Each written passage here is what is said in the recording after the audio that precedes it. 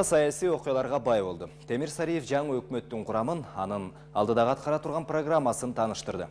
Ал өлкө саясий туруктуулуктун өткөл мезгилинен ийгиликтүү басып өткөнүн белгилеп, эми мамлекеттин экономикасын өстүрүү, финансылык көз карансыздыкты камсыздоого убакыт келип жеткенин белгиледи. Сариев өкмөттүн алдыда аткара турган эң негизги 11 багытын атады. Алардын ичинде аткаруу бийлиги мобилизациялуу турат. Бул жерде аз убакыт аралыгында министрлер кабинети калктын бизнес чөйрөсүнүн ишенимине ээ болуу турат.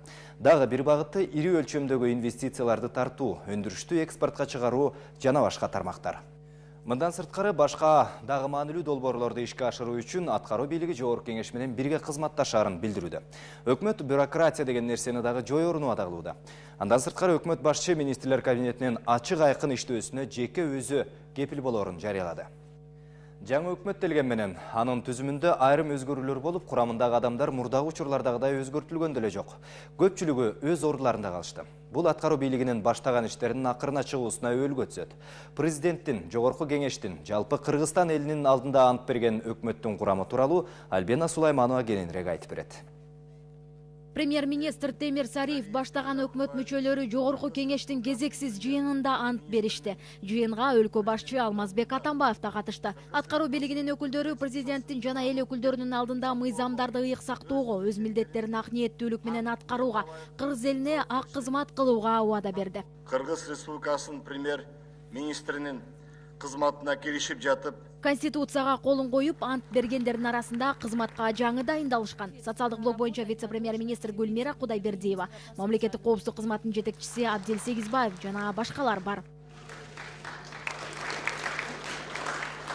Жаңы өзгөрүүлөргө ылайык мамлекет башчысы Бусурманкул Табалдиевди мурда ээлеген кызматынан бошотуп, президенттин кеңешчиси кылып дайындоо тууралуу жарлыкка кол койду.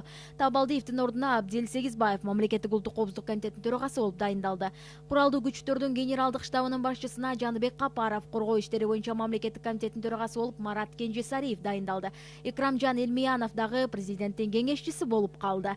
Президенттин дагы бир жарлыгы менен Нуржан Шайылдабекова президенттик аппараттын жетекчисинин орун басары болуп дайындалды. Макул 118, каршы жок, бардыгы 118, катталды 118. Куттуктап коеюн. Ошентип эл өкүлдөрү өкмөттүн персоналдык курамын Сариев сунуштаган программаны ишке ашырууга жана дүйнөлүк каатчылыкка туруштук берүүгө жөндөмдүү болот деген ишеним менен бекитип берди. Көпчүлүк коалиция ырастагандай Темир Сариевдин өз ордунда калуусу жеке адамдын эмес, мамлекеттин кызыкчылыгы үчүн маанилүү чечим болду. Ишти жаңыдан баштоого убакыт кетирбей, ыкчам кадамдарды жасоого мүмкүнчүлүк берүү максатында өкмөттүн структурасы жана курамы кескин түрдө өзгөртүлгөн жок. Өз кезегинде өкмөт башчы ишеним үчүн ыраазычылык билдирип, алдыдагы кадамдарын ортого салды. Эгерде бирөө кашаң болуп, иштебей жатса, же коррупциялык жолго кетип атса, алар менен биз ойноп отурбайбыз, тез гана коштошобуз. Мына ошо өкмөт мүчөлөрү бекилди, баары тең отурат. Биз ал жерде аткаруу бийлигибиз тартип, анан сапат, ыкчам иштөө бардыгы тең ошол жерде кармалат. Өкмөттүн жаңы курамына ылайык биринчи вице-премьер-министрликке Алык Карашев барып, коопсуздук жана чек ара маселелерин чогуу көзөмөлдөйт. Социалдык тармак боюнча вице-премьерликке Гүлмира Кудайбердиева, экономика тармагын тейлеген өкмөттүн орун басарлыгына Олег Панкратовдун талапкерлиги жактырылды. Экономика жана өнөр жай министри Арзыбек Кожошов, айыл жана суу чарба министри Турдыназир Бекбоев болду. Ал эми башка министрлер мурдагы ордунда эле калды. Тагыраак айтсак, Мелис Турганбаев ички иштер министрлигин жетектесе, Жылдыз Мамбеталиева юстиция министрлигинде калат. Каржы тармагы Адылбек Касымалиевдин. Өзгөчө кырдаалдар болсо Кубатбек Бороновдун көзөмөлүндө болот. Социалдык өнүгүү министрлигин мурдагыдай эле Кудайберген Базарбаев, билим берүү тармагын Эльвира Сариева, маданият министрлигинде Алтынбек Максутов ишин улантышат. Саламаттык сактоо боюнча Талантбек Батыралиев, унаа жана байланыш министрлигин Аргынбек Малабаев жетектесе, тышкы байланыштарды Эрлан Абдылдаев жөнгө салат. Дамира Ниязалиеванын ордуна келген Гүлмира Кудайбердиева билим берүү тармагында көп жылдар бою эмгектенип, акыркы 3 жылда президенттик аппаратта социалдык блокту жетектеп келген. Жаңы кызматка киришип жатып, ал алдыда аткара турган иштери менен бөлүштү. Биринчи менин жеке иш аракеттерим бул туруктуу өнүктүрүү стратегиясы жана өкмөттүн программасынын алкагында жүргүзүлөт. Ал эми Тайырбек Сарпашевдин креслосын ээлеген Алы Карашевке кошумча милдеттер жүктөлдү.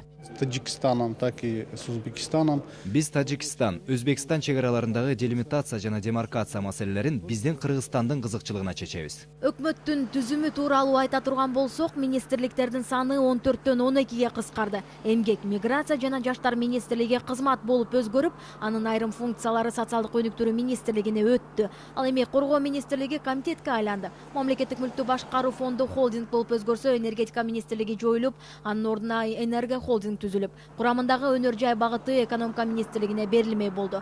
Бирок парламенттик көпчүлүк коалициясы бул маселе боюнча бир пикирде эмес. Торопиться перед паровозом. Поезд менен кошо жүргөндөй болуп, бардык функцияны энергетикалык холдингке берип коюу бир аз эртелик кылат. Мүмкүн бул туурадыр, бирок ага чейин тиешелүү мыйзам кабыл алынышы керек. Андан кийин ага президент кол коет. Ошондо гана ал күчүнө кирет. Эгерде даярдалбай туруп эле ишке берилсе, анда өкмөттүн өзүнүн иштөөсүнө эле кыйын болот. Экономисттер болсо кыскартуулар менен коштолгон өзгөрүүлөр заман талабына ылайык экенин айтты. Алар кошумчалагандай, бул кадам ашыкча чыгымдан арылуу менен каатчылыктан коргонууга негиз боло алат. На сегодняшний день расходы бюджета составляют... Бизде бюджеттин дефицити ири көлөмдү түзөт. Бул чыгымдарды орунсуз пайдалануудан келип чыгат. Мамлекеттик структураларды кыскартуу керек. Өкмөттү 2 эсе кыскартуу керек болчу. Ошондой эле аткарган жүгү жеңилирээк болууда деген маселе менен мамлекет коргоо министрлигисиз кала турган болду. Анткени менен өлкөдөгү башкы штабтын орду чоң. Ал тышкы эле эмес, ички коопсуздукка дагы жооп берет. Коргоо министрлигинин ордуна коргоо иштери боюнча мамлекеттик комитет түзүлөт. Талдоочулар болсо, мындай кадам аскер тармагын жакшыртууга өбөлгө болот деп эсептейт. Бизде мындай болуп калганда, конституция боюнча коргоо министрлиги бул конституциялык орган.